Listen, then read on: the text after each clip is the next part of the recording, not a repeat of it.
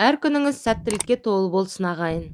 Бүгінгі тақырыбымда ақпан айында туылғандардың мінезі туралы айтатын боламыз. Мінез ерекшелігіңіз туған айыңыздың сипаттамасына сәйкес келе ме? Әлде үйлеспей ме? Ғылыми зерттеушілердің айтуынша, әр айдың адам ағзасы мен психологиясына, әлеуметтік жағдайына әсері болады екен. Ақпан айында туғандар тік мінезді, ұстамсыз келеді.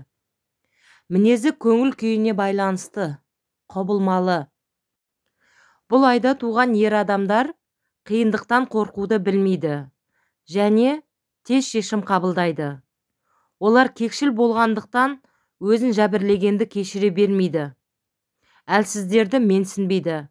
Ақкөңілдік пен мейірімділік таныта алмайды. Біреудің арамдығын іштей сезіп тұрса да, білмеген сыңай танытады. Өзі сыйластық танытқан адамды сыйластықпен жауап қайтармаса, ол туысы ма, досы ма, бәрібір кейде онымен қарым-қатынасы қатып қалады. Негізінен мұның бәрі осы айда туылған ер адамдарға тән. Олар сұлулықты, тазалықты, әсем әуен суреттерді, табиғатты сүйеді. Ақпан айында дүниеге келген қыз-келіншектер сезімге берілгіш болады. Сондықтан олармен қарым-қатынаста сақтық танытып, жанын жаралап алмауға тырысқанымыз дұрыс. Көңіл күйі мың құбылғандықтан оларды көпшілік түсіне бермейді.